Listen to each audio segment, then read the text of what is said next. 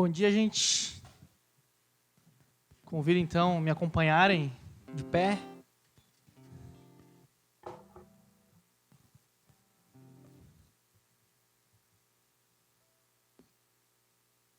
Vou dar um tempinho aí pra gente, talvez na correria, né? A gente não tem noção do que te esquece às vezes para quem que a gente vai cantar, para quem a gente vai louvar, quem que a gente vai reconhecer. Então vou dar aí uns minutinhos pra gente se conectar com Deus, colocar a mente no lugar e aí iniciamos.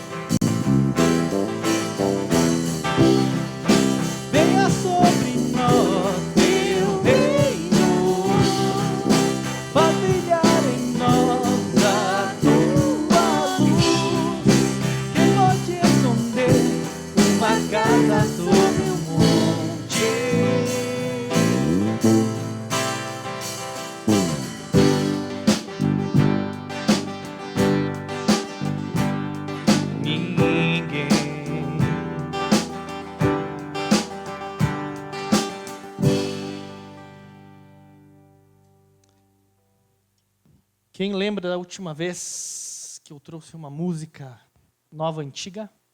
Criançada? Quem quiser, só chegar. Por que me amou tanto assim? Essa vai ser a nossa música hoje.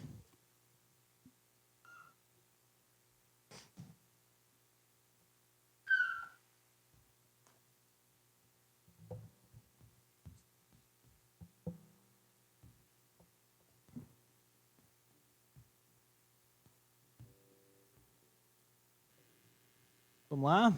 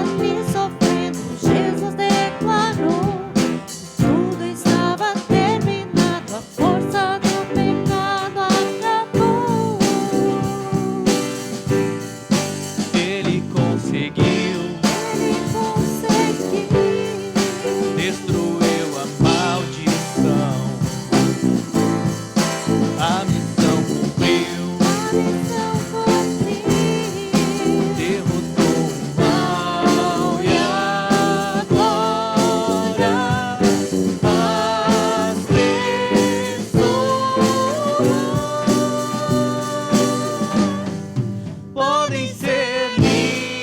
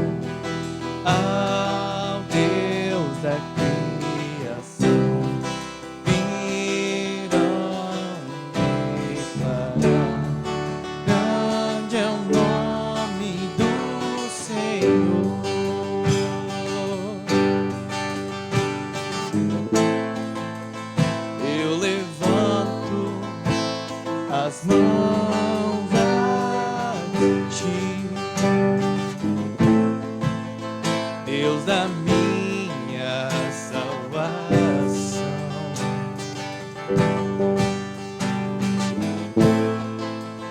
Com os anjos em te adorar,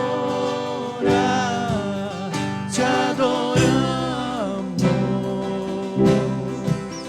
te adoramos. Grande é o nome do Senhor, grande é o nome do Senhor, grande é o nome do Senhor, te adoramos.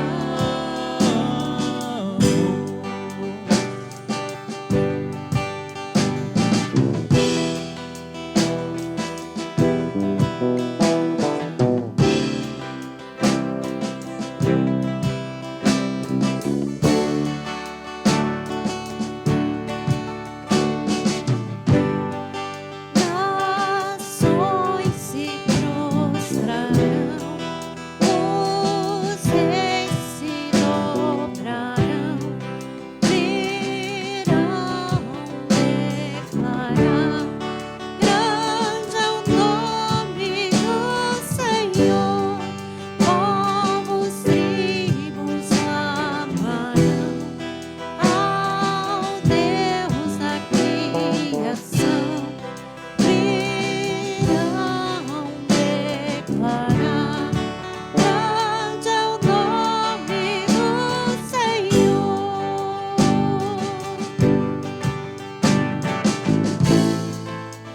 Eu levanto as mãos a ti, Deus da minha salvação.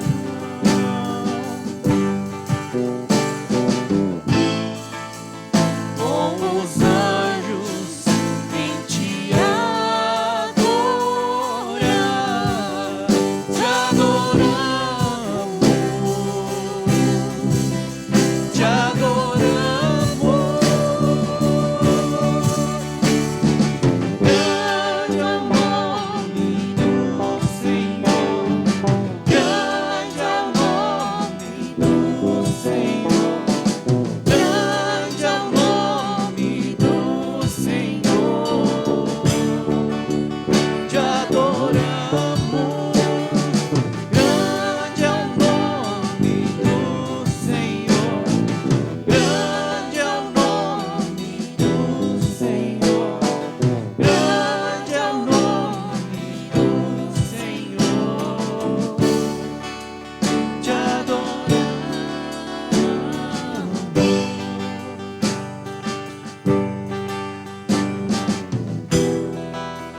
te adoramos,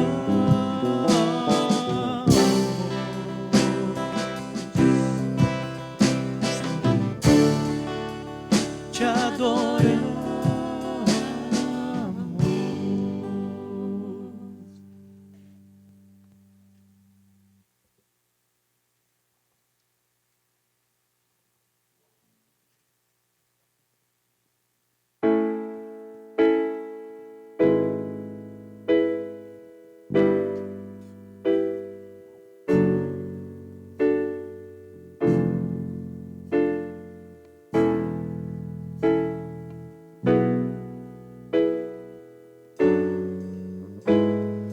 Rei dos reis, consagro tudo o que sou,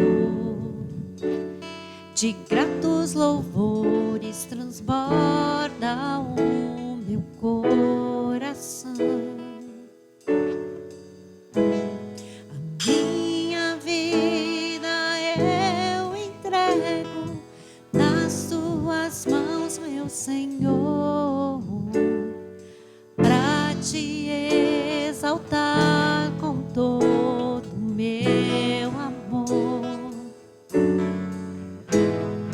Eu te louvarei conforme a tua justiça, e cantarei louvores, pois Tu és altíssimo, celebrarei a Ti, ó Deus, com meu viver. Cantarei, contarei as Tuas obras, pois por Tuas mãos foram criados terra, céu e mar e todo ser. E neles há toda a terra celebra a Ti, com cânticos e júbilo, pois Tu és o Deus Criador. Toda a terra celebra a Ti, com cânticos e júbilo, pois Tu és o Deus Criador.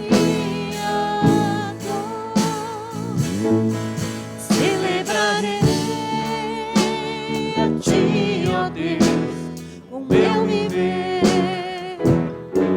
Cantarei, contarei as Tuas obras, pois por Tuas mãos foram criados terra, céu e mar e todo ser. E neles há toda a terra celebra a Ti, com cânticos e júbilo, pois Tu és o Deus Criador. Toda a terra celebra a Ti, com cânticos e júbilo, pois Tu és o Deus Criador.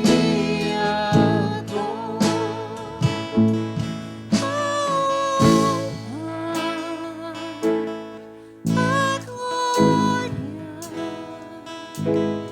a força e o poder ao Rei Jesus, e o louvor ao Rei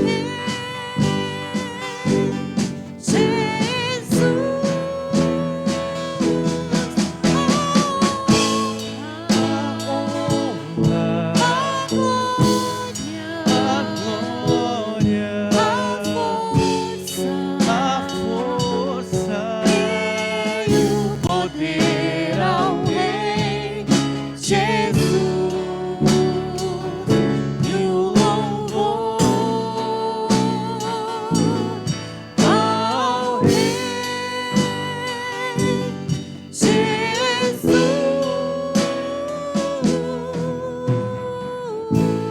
Senhor Deus e Pai, que possamos Te render glória, a honra, tudo é Teu, Pai, tudo vem de Ti. Que aquilo que cantamos, Pai, possa ser verdade na nossa mente, no nosso coração. Recebe esse louvor, Pai, não apenas de nossos lábios, mas também do nosso coração, do nosso entendimento, Pai. Prepara o nosso coração para ouvir a Tua palavra, transforma-nos, dá, Pai, um coração novo. Possamos, Pai, lembrar do Teu sacrifício de cruz através da ceia, e que isso, Pai, nos faça ser diferentes, mas um diferente bom, um diferente que aponta para Ti, Deus. No nome de Cristo que oramos. Amém. Pode sentar, gente. Bom dia. Esperar a galera subir.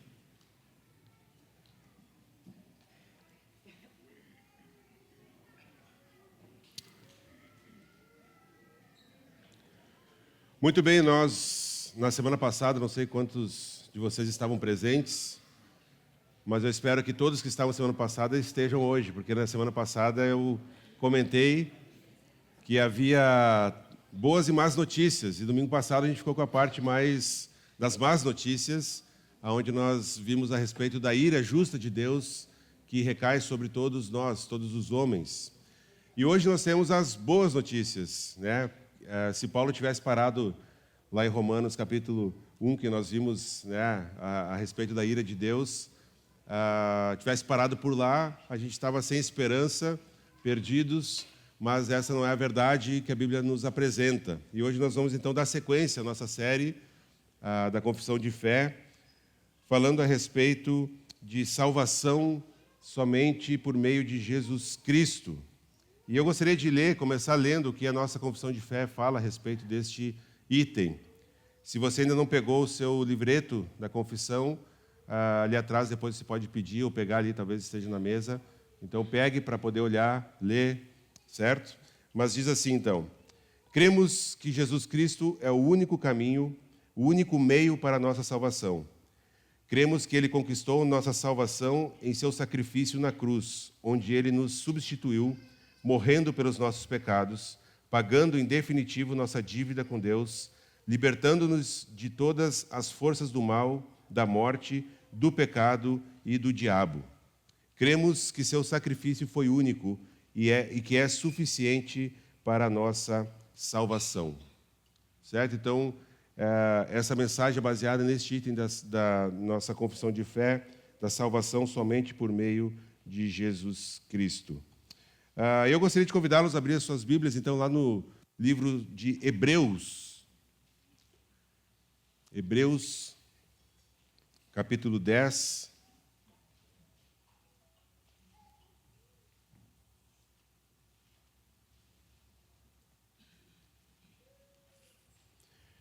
Nós vamos ler dos versículos 1 até o 18.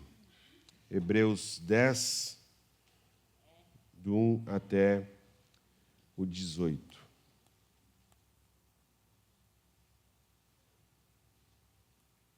Então acompanha comigo aí a leitura. A lei traz apenas uma sombra dos benefícios que hão de vir, e não a sua realidade. Por isso, ela nunca consegue, mediante os mesmos sacrifícios repetidos, ano após ano, aperfeiçoar os que se aproximam para adorar. Se pudesse fazê-lo, não deixariam de ser oferecidos? Pois os adoradores, tendo sido purificados uma vez por todas, não mais se sentiriam culpados dos seus pecados. Contudo, esses sacrifícios são uma recordação anual dos pecados, pois é impossível que o sangue de touros e bodes tire pecados. Por isso, quando Cristo veio ao mundo, disse: sacrifício e oferta não quiseste, mas um corpo me preparaste. De holocaustos e ofertas pelo pecado não te agradaste. Então eu disse: aqui estou, no livro está escrito a meu respeito. Vim para fazer a tua vontade, ó Deus. Primeiro ele disse: sacrifícios, ofertas, holocaustos e ofertas pelo pecado não quiseste, nem deles te agradaste, os quais eram feitos conforme a lei. Então acrescentou: aqui estou, vim para fazer a tua vontade. Ele cancela o primeiro para estabelecer o segundo. Pelo cumprimento desta vontade, fomos santificados por meio do sacrifício do corpo de Jesus Cristo, oferecido uma vez por todas. Dia após dia, todo sacerdote apresenta-se e exerce os seus deveres religiosos, repetidamente. Oferece os mesmos sacrifícios, que nunca podem remover os pecados. Mas quando este sacerdote acabou de oferecer, para sempre, um único sacrifício pelos pecados, assentou-se à direita de Deus. Daí em diante, ele está esperando até que os seus inimigos sejam colocados como estrado dos seus pés. Porque, por meio de um único sacrifício, ele aperfeiçoou para sempre os que estão sendo santificados. O Espírito Santo também nos testifica a este respeito. Primeiro ele diz: esta é a aliança que farei com eles. Depois daqueles dias, diz o Senhor, porei as minhas leis em seu coração e as escreverei em sua mente. E acrescenta: dos seus pecados e iniquidades não me lembrarei mais. Onde esses pecados foram perdoados, não há mais necessidade de sacrifícios por eles. Vamos orar mais uma vez, gente? Senhor nosso Deus, muito obrigado pelo privilégio que nós temos, Pai, que de fato é um privilégio termos a Tua palavra aqui diante de nós exposta. Abençoa, Senhor, e conduz esse tempo. Fala conosco, Pai, nesta manhã. Que Teu Espírito Santo nos capacite a entender, Pai, compreender aquilo que o Senhor quer falar conosco. Prepara nosso coração também para o momento da ceia, que estejamos atentos, Senhor, a todo esse período aqui. Tira de nós aquilo que nos tira a atenção, o cansaço, talvez o sono, e que de fato estejamos aqui, Senhor, não só de corpo presente, mas inteiramente para ouvir aquilo que o Senhor tem para nos falar. É em Teu nome que eu oro agradecido. Amém. Muito bem. Eu agora que sou casado já há alguns anos, esse ano vou fazer 15 anos, né, de casado, eu compreendo muito melhor o período do namoro. Eu olho para trás e compreendo algumas coisas que durante o namoro eu não conseguia compreender. Eu acredito que todos aqui que são casados já há algum tempo conseguem perceber algumas coisas do namoro que, enquanto estavam namorando, não percebiam, seja da dinâmica da outra pessoa, enfim.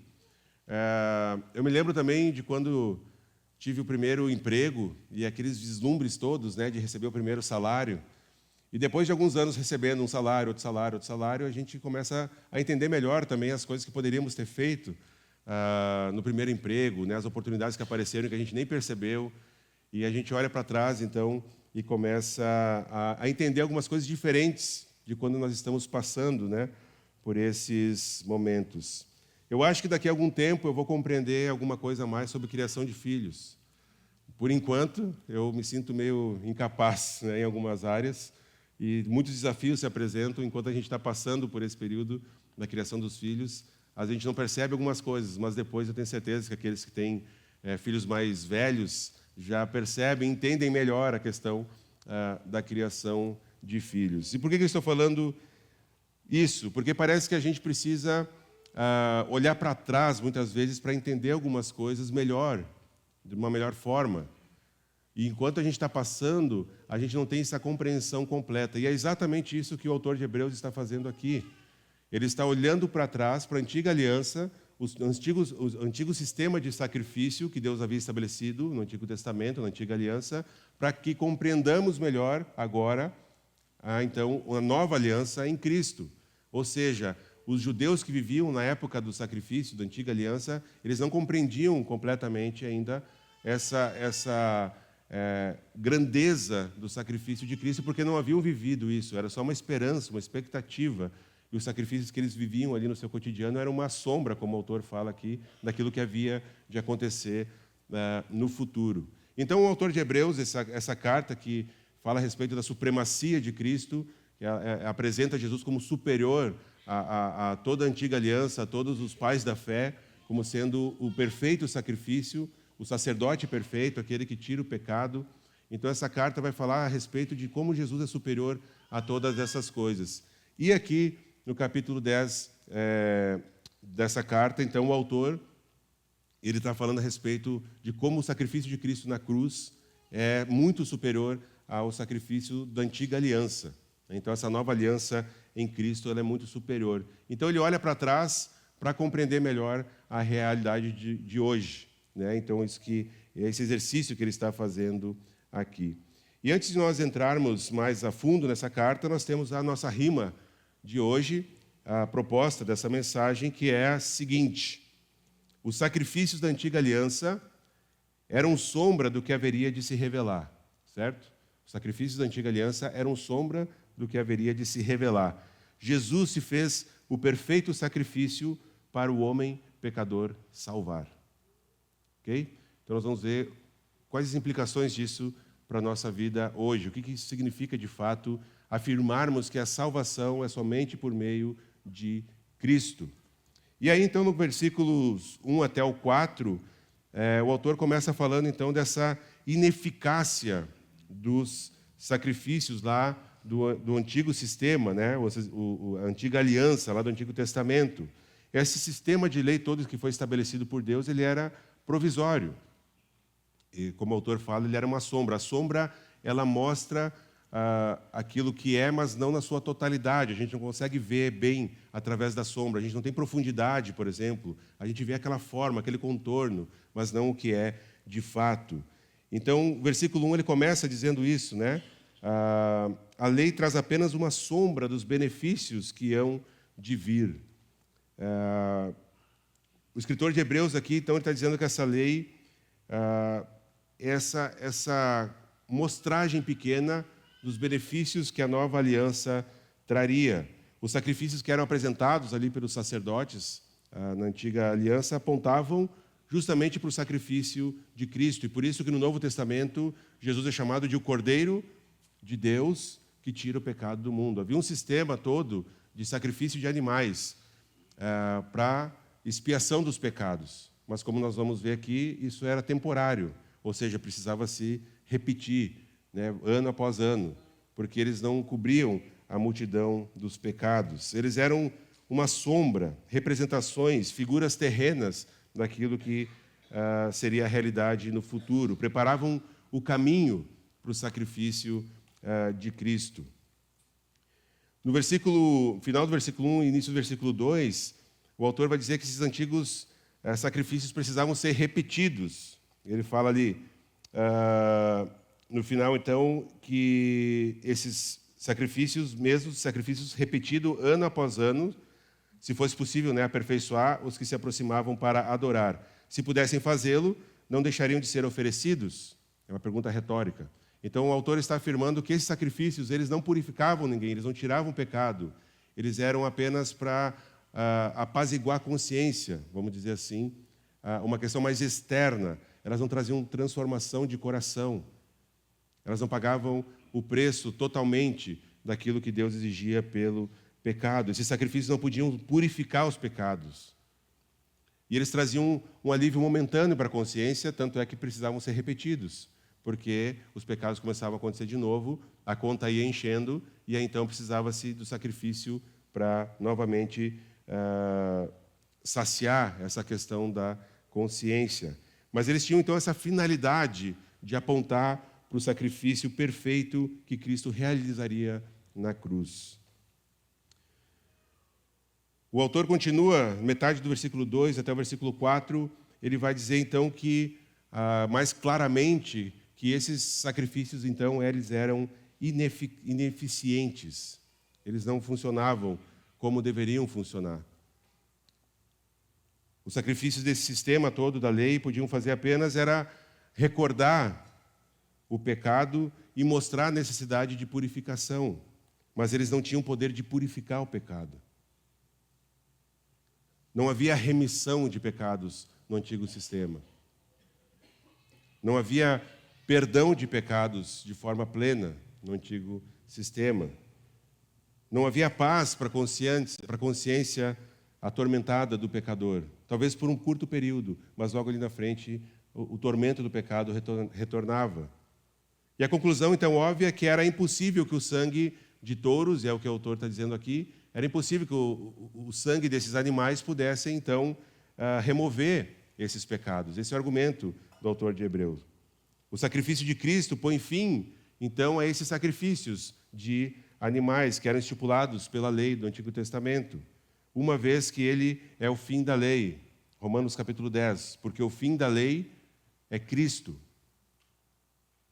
Então, Cristo encerra todo esse sistema de sacrifícios. E, gente, os historiadores, os estudiosos, os teólogos, eles dizem que literalmente rios de sangue fluíam quando havia esses sacrifícios anuais pelos pecados da população. Porque cada pessoa tinha que levar lá um animal para sacrifício, para expiação dos seus pecados. Alguns levavam animais para sacrifício e expiação dos pecados da sua família.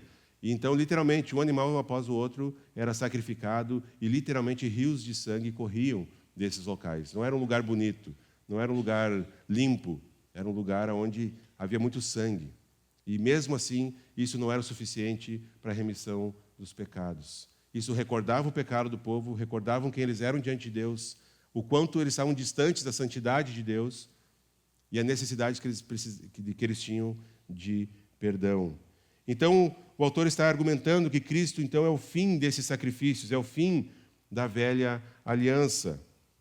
Ao se oferecer como sacrifício vivo, Cristo, então, marca esse fim do sacerdócio. Ele é agora o sumo sacerdote. Não há mais a sucessão. Os sacerdotes, eles viviam um após o outro, iam se revezando. O velho sacerdote morria, outro já tinha aprendido, assumia o seu lugar, servia até morrer, e essa morte poderia ser por entrar no lugar do sacrifício com o pecado, e ao entrar lá no lugar santíssimo, então caía morto na hora, se ele tivesse pecado, se ele não tivesse oferecido e se purificado cerimonialmente. Ou essa morte se dava por velhice, e aí então alguém assumia o lugar. Não terminava nunca, era uma sucessão. E então Cristo, ele marca o fim dessa linha sucessória, né, dos levitas, com seus sacrifícios e ofertas. Eles eram da tribo de Levi, então que trabalhavam ali no templo, inclusive fazendo os sacrifícios. Então, os sacrifícios da antiga aliança, elas traziam essa lembrança do pecado, mas não a remissão dos pecados. O sangue de Cristo, porém, aí sim, tratou definitivamente do problema do pecado, de uma vez por todas. Redimiu, lavou, purificou, como a gente vai ver adiante. Então, consequentemente, como diz o versículo 17, não existe mais a necessidade de oferta, de sacrifício pelo pecado, uma vez que Jesus fez isso de uma vez por todas na cruz. Mas seguindo então o versículo 5 até o 10, agora o autor começa a falar dessa completa eficácia. Então, primeiro ele fala da ineficácia do antigo sistema, e agora ele vai falar da eficácia do sacrifício de Cristo, dos versículos 5 até o 10. Então, essa ineficácia dos sacrifícios da antiga aliança, ela exigia necessariamente a chegada de uma nova aliança, porque ela era ineficaz. E essa chegada, então, vem com Cristo, o sacrifício perfeito. Nessa passagem aqui que nós vamos ler, é disso que trata. Então, em primeiro lugar, a promessa da vinda de Cristo para expiar os pecados, versículos 5 até o 7. O autor vai afirmar, então, aqui, que Deus não tem prazer nos sacrifícios da antiga aliança. Ele está citando um salmo, depois vai citar um salmo aqui, a partir do versículo 5. Sacrifício e ofertas não quiseste, versículo 5, mas um corpo me preparaste. O autor começa dizendo, citando esse salmo, que Deus não tinha prazer nos sacrifícios da antiga aliança. Isso não significa que aqueles sacrifícios estavam errados, até porque foi o próprio Deus quem deu essa lei, quem estabeleceu esse sistema de sacrifícios. Não é que estava errado, mas que não agradava a Deus, porque não era na totalidade. Significa que Deus não se deleitava nesses sacrifícios. Deus não tinha prazer nisso, porque eles eram oferecidos à parte da obediência. Entendem que as pessoas viviam, talvez parecido com o que nós temos hoje, aí fora, viviam como queriam, e aí de vez em quando iam lá e diziam, eu vou fazer sacrifício aqui para pagar pelos meus pecados. Eu vou caminhar até tal lugar e daí está tudo certo. Eu vou fazer isso, esse dia aqui, esse dia é um especial, esse dia eu vou fazer tal coisa e aí está tudo certo diante de Deus. Essa é uma cultura que temos até hoje. E isso desagradava a Deus, porque Deus não quer sacrifício por sacrifício. Ele não quer uma coisa exterior.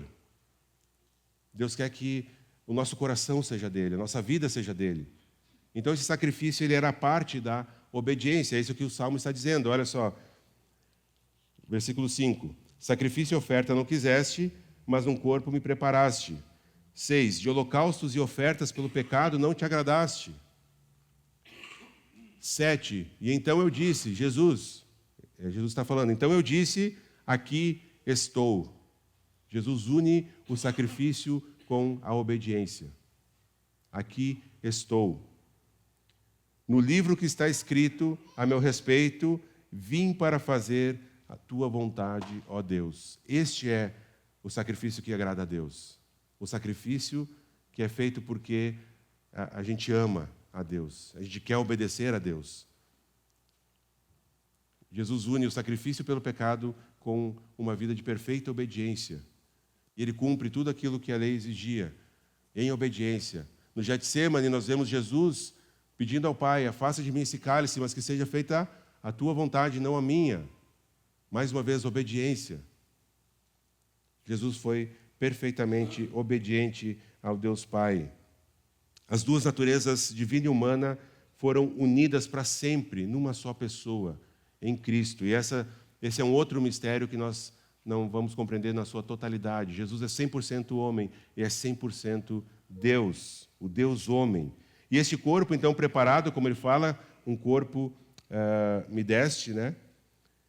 Então, esse corpo preparado que representa toda a humanidade, assim como nós todos caímos em Adão, em uma pessoa, agora esse corpo de Cristo representa toda a humanidade, tornou possível, então, o seu sacrifício expiatório, o pagamento da dívida, de uma vez por todas. Então, para o autor de Hebreus, fazer a vontade de Deus é um ato sacrificial. E eu acho que todos nós concordamos com isso, não é? Fazer a vontade de Deus é um ato sacrificial. Muitas vezes vai envolver sacrifício, vai envolver abrir mão, vai envolver dor, porque a gente às vezes vai querer fazer um outro caminho. Então, fazer a vontade de Deus é um ato sacrificial, e que envolve Jesus, então, em morte, obediência até o final, até a morte. Uma morte expiatória, vicária, na cruz, livrando o homem de toda a condenação que deveria justamente recair sobre nós. Versículo 8, então, Cristo, ao vir ao mundo, declarou que Deus não se agrada desses sacrifícios. Deus não, então, encerra o antigo sistema, a antiga aliança, que o primeiro se refere, então, a todas as ofertas judaicas, certo? De sangue, de primícias de plantação, tudo isso. E o segundo sistema, agora esse novo sistema, essa nova aliança em Cristo, se refere, então, ao estabelecimento da vontade de Deus, mediante a obediência que conduziu Cristo até a cruz. Esse sacrifício que ele provou a morte no lugar do pecador. E aí então vem o versículo 9 que nos diz que então acrescentou, aqui estou e vim para fazer a tua vontade. E aí então o autor está explicando para a gente aqui que ele cancela o primeiro para estabelecer o segundo. Então Jesus acabou com o sistema de sacrifícios do Antigo Testamento. Não tem mais o porquê fazer isso. Porque ele é o sacrifício perfeito. Cristo entregou o seu corpo como um sacrifício aceitável a Deus, né, no versículo 10. Por meio de Cristo, fomos santificados. Por meio do sacrifício do corpo de Cristo, oferecido uma vez por todas. Então, o sacrifício de animais, né, se o sacrifício de animais não podia agradar a Deus, o que o autor está dizendo aqui, nem remover os pecados, o sacrifício de Cristo, o Cordeiro de Deus que tira o pecado do mundo, foi essa oferta, então, perfeita. O sacerdote perfeito. E aí sim, então, agrada a Deus inteiramente, perfeitamente, e remove o pecado de uma vez por todas.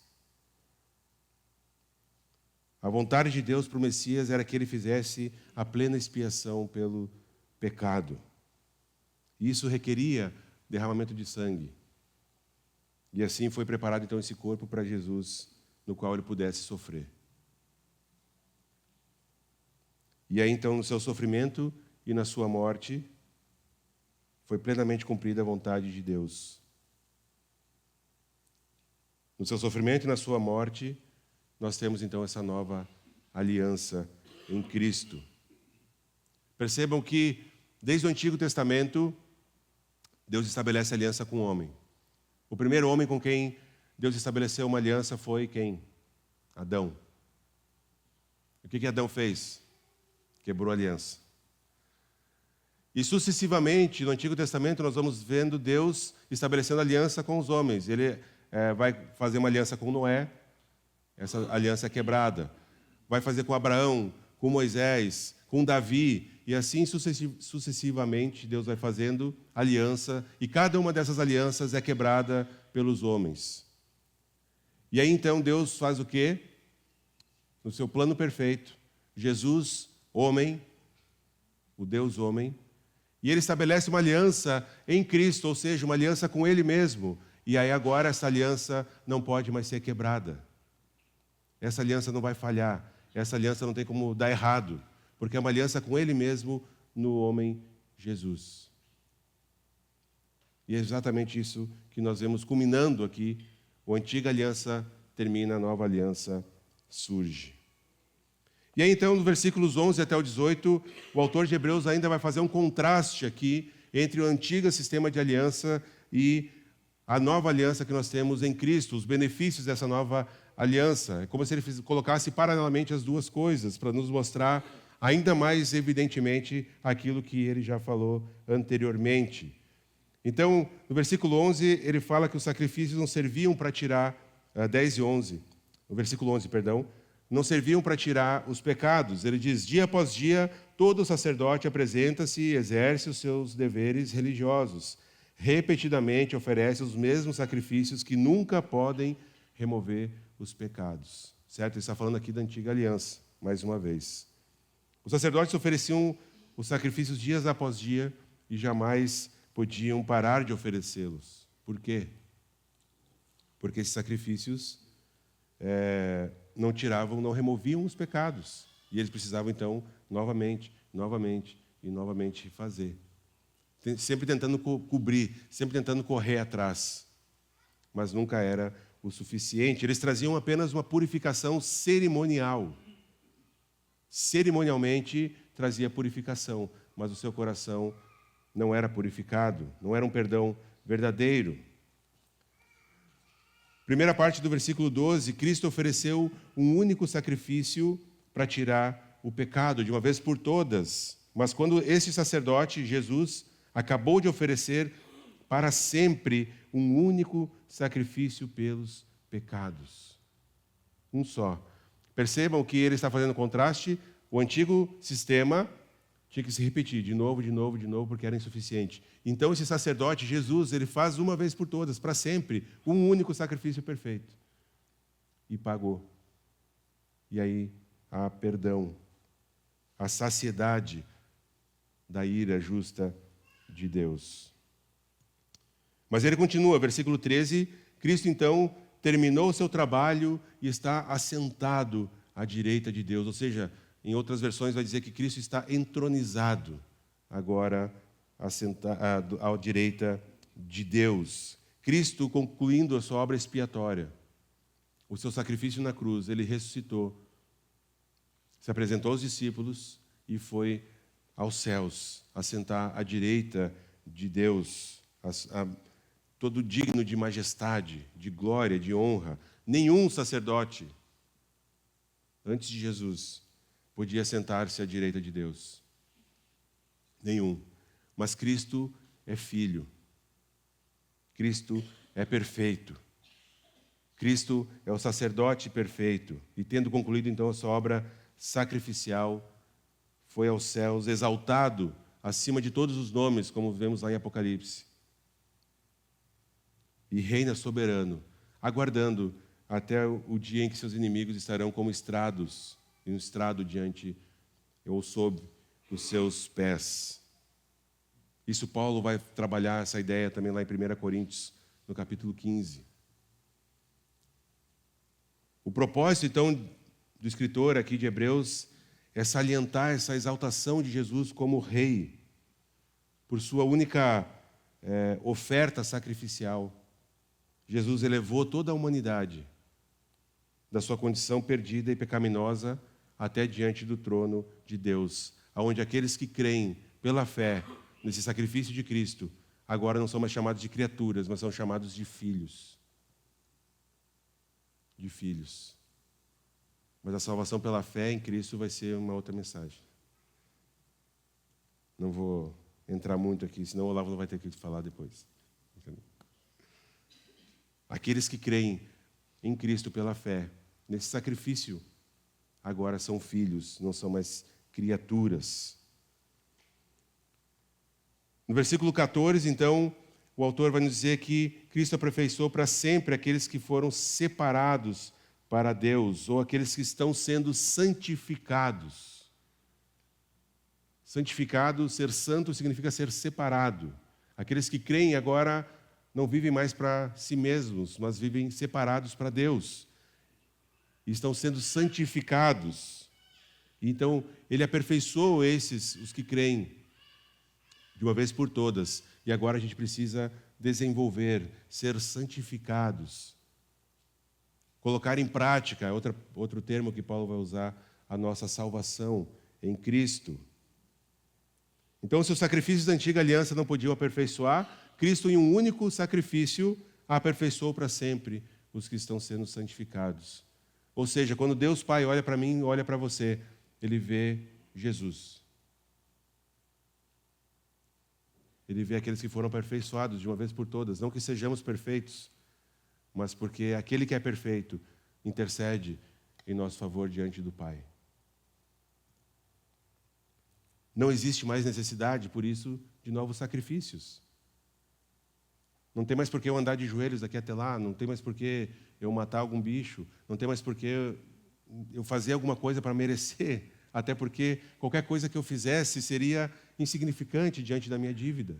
Eu não tenho como merecer, como buscar, como pagar por mim mesmo a minha dívida diante de Deus. Toda a salvação, tudo o que era necessário para a salvação foi consumado no Calvário, na morte de Cristo na cruz, na sua ressurreição.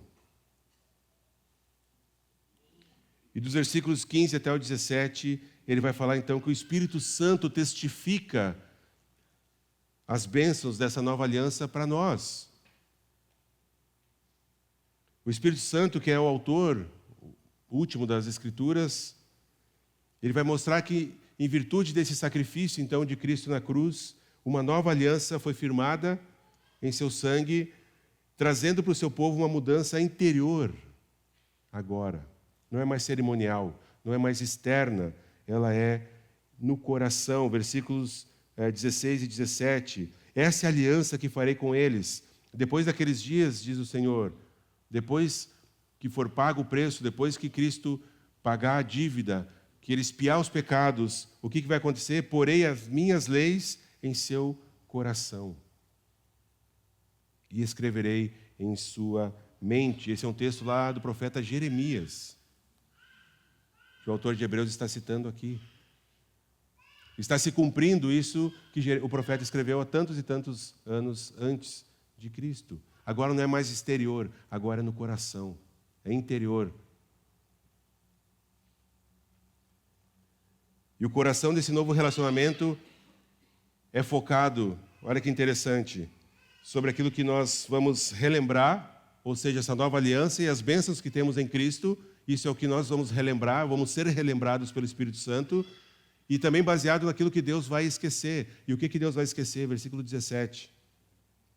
E acrescenta, dos seus pecados e iniquidades não me lembrarei mais. Já parou para pensar que Deus esquece dos nossos pecados? Que quando somos perdoados, Deus não traz mais isso à tona, quem faz isso é o diabo. Deus não faz isso, Deus não vai te acusar. O Espírito Santo talvez vai te incomodar a respeito de alguma coisa, mas o acusador não é o Espírito Santo, é o diabo. E se você creu em Cristo, no seu sacrifício na cruz, os seus pecados foram perdoados.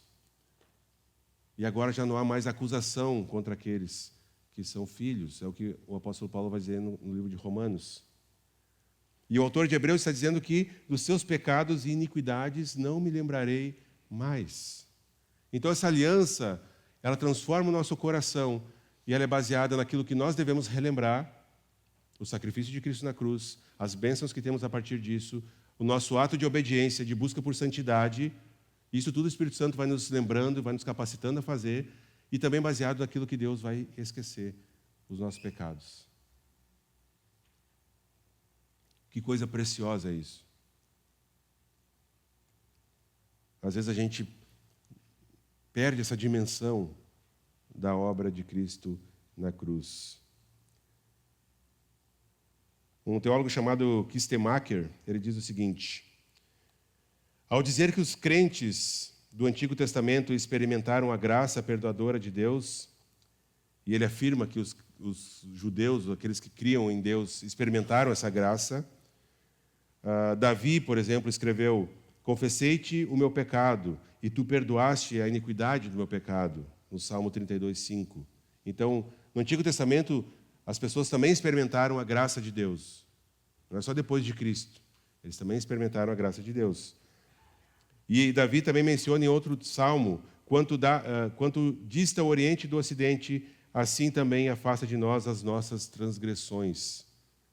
O que é novo nessa profecia de Jeremias aqui, citada em Hebreus, é que Deus não se lembra mais dos pecados nessa era da nova aliança. Isso é novo. Deus perdoa os pecados dos cristãos, que são pecadores, mediante o único sacrifício de Cristo na cruz. E, portanto, não vai se lembrar mais deles. Foi pago. Foi pago, está quitado. Os pecados são perdoados e esquecidos. E no versículo 18, já estamos terminando, não fica ansioso por coisa alguma. O pecado, então, o sacrifício de Cristo é completo e não tem mais nenhuma necessidade de sacrifícios, como o autor mesmo já falou anteriormente, é que ele reforça essa ideia de que o sacrifício de Cristo pôs fim, então, a todo o sistema sacrificial, toda a necessidade de qualquer outro tipo de sacrifício para perdão dos pecados. Muito bem, diante disso, nós temos algumas questões para pensarmos aqui de forma mais prática. Hebreus 10, versículo 10, ele conclui essa passagem com uma ênfase aqui. Pelo cumprimento dessa vontade, fomos santificados. Eu gostaria de voltar nesse versículo. Por meio do sacrifício do corpo de Cristo, oferecido uma vez por todas. Deus, ele é santo. Deus é santo. Isso é um ponto pacífico, é um fato.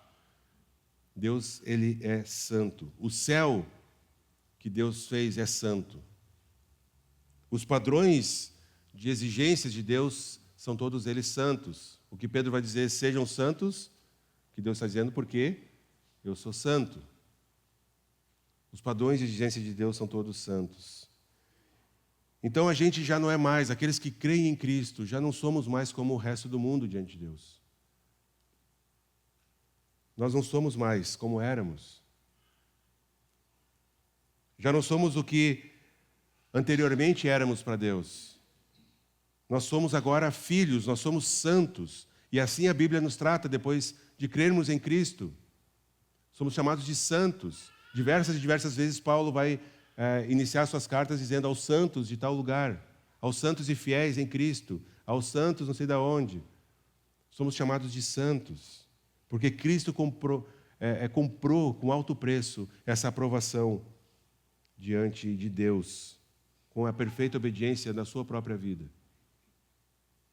Então, como que nós iremos viver, tendo sido santificados por Deus por meio da obra salvífica de Cristo?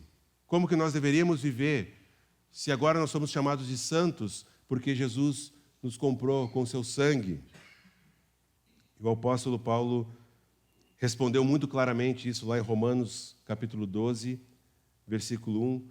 Ele diz o seguinte: portanto, irmãos, rogo-lhes pelas misericórdias de Deus que se ofereçam em sacrifício vivo, santo e agradável a Deus. Este é o culto racional de vocês. Lembram que o autor de Hebreus, ele associa o sacrifício à obediência?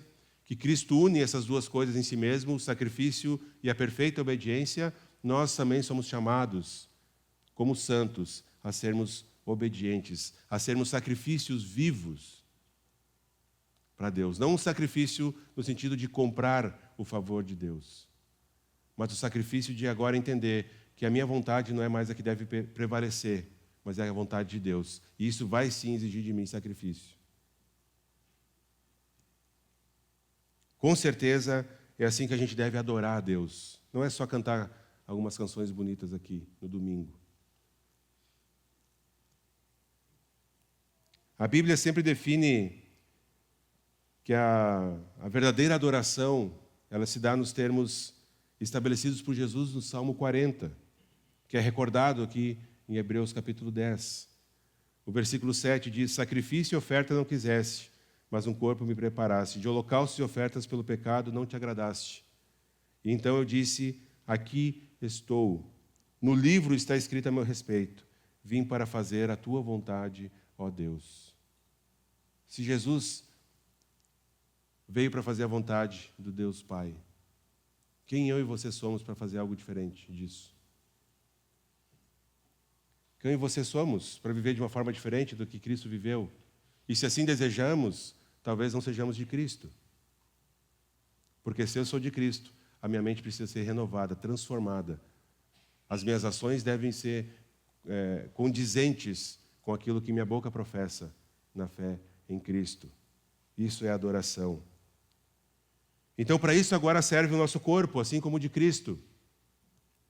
E a nossa vida, para serem sacrifícios vivos, oferecidos livremente, de boa vontade, por portadores da imagem de Deus, redimidos agora pelo seu sangue, e que anseiam por agradar a esse Deus.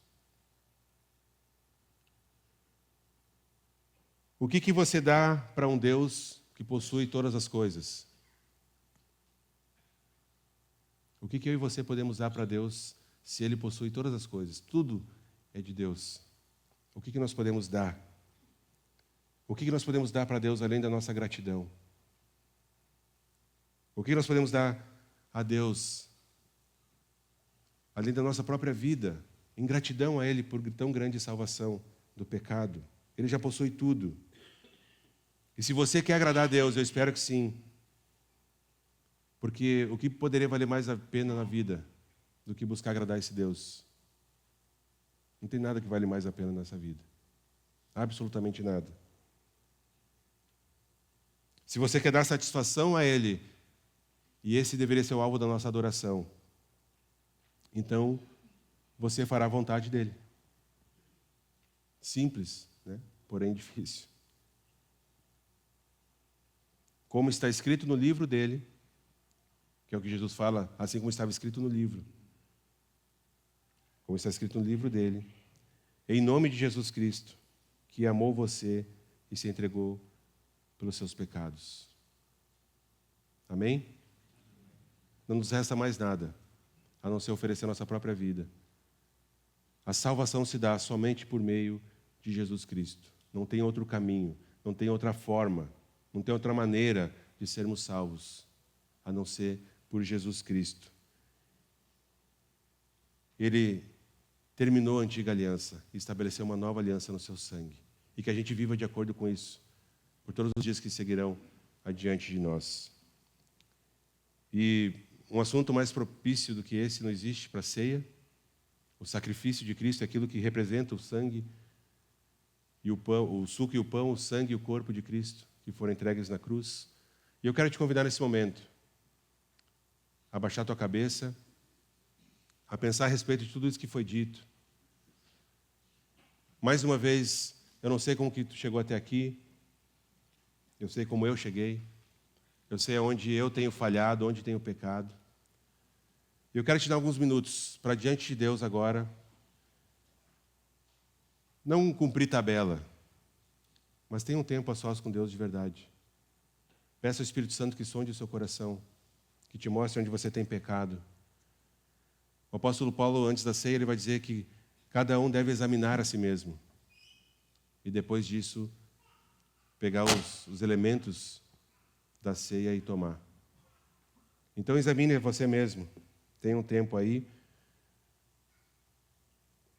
E conforme você terminar, pode se levantar e pegar os elementos para depois nós tomarmos a ceia juntos.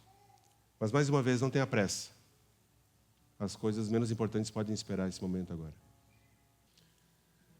Meus queridos, nós ficamos por aqui na celebração. Não esqueça de devolver os copinhos, tá? Eles não são descartáveis. Ali no final vai ter um lugar para colocar. E que Deus abençoe a sua vida, a sua semana. Até domingo que vem, se Ele permitir.